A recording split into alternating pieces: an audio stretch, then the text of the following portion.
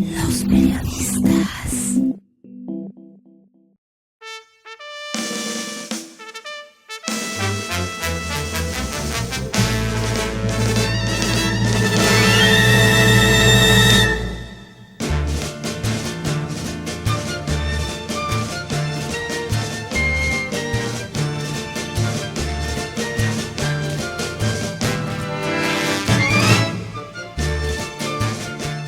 Técnicamente, a una rebanada de pan o de bizcocho en el pasado, mojada con vino, algún licor, rebozada con huevos batidos y frita, se le denomina torrija. Los ojos de los escuchas acostumbrados se abrieron no tanto por la sorpresa, más bien por la forma como Salacaín había entrado en el tema del postre de aquella comida aún parte de la Cuaresma. ¿Quién no conserva en la memoria gustativa el sabor, el olor, el retrogusto de ese postre casero de cuando no había bolsitas con pastelitos y pegatinas coleccionables de regalo? Preguntó Salacaín y narró. Los judíos llegaron a Europa por allá del siglo III y en Toledo, España, se instalaron en el siglo IV y ya en esa época, contaba el aventurero, se registraba la presencia de las llamadas torrijas, usadas para alimentar a las mujeres al dar a luz.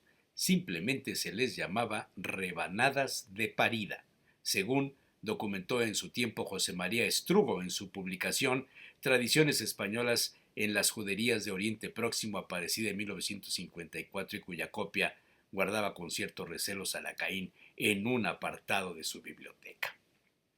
O sea, les contaba, las torrijas son tan antiguas como la presencia del pueblo judío en la península ibérica. Es de entender así su consumo en los conventos y por ende su llegada a tierras mesoamericanas con Cristóbal Colón. La abuela y la madre de Salacaín las acostumbraban los viernes de Cuaresma, guardaban las rebanadas de tortas de varios días y las hacían torrijas, a veces con almíbar de azúcar, otras con panela diluida, las más sabrosas y condimentadas con pasitas, algo de canela y queso añejo salado.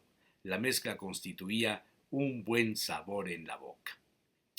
Alguna parienta metida en el convento de las Carmelitas les regalaba una vez al año unas torrijas diferentes.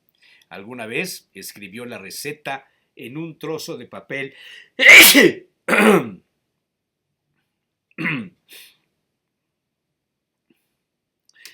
Alguna parienta metida en el convento de las Carmelitas les regalaba una vez al año unas torrijas diferentes.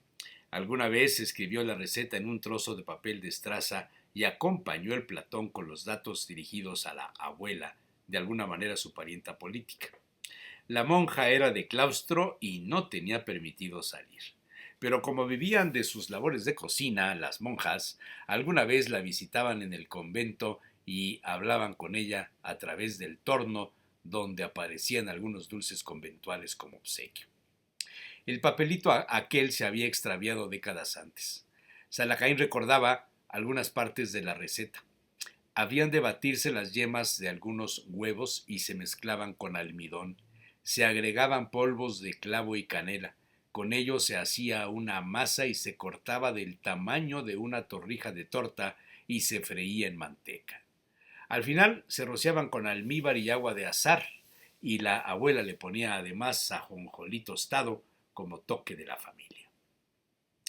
Al paso de los años, la familia fue coleccionando recetas de torrijas. Las había incluso rellenas de camote y almendras. Una de las tías presumía de su propia receta y era la envidia de la familia. La tía cocía unos huevos y sacaba la yema. La mezclaba con azúcar morena, algo de canela y clavo, un trozo de bizcocho duro tostado y luego molido. Con ellos formaba la pasta como si se tratara de hacer leche frita. Las rebanadas las freía en manteca, una vez rebozadas con huevo batido. Las colocaba sobre un platón y las bañaba con almíbar y al final un toque de canela en polvo. Aquello era verdaderamente un manjar.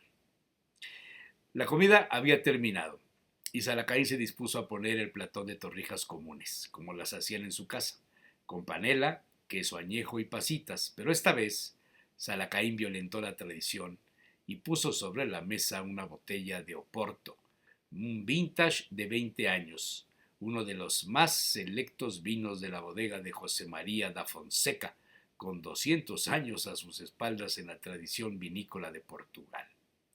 Aquella tarde aparecieron los duendes, hubo poesía, se escucharon los fados y Salacaín descubrió a Marta Pereira da Costa con su guitarra portuguesa. Pero esa es otra historia.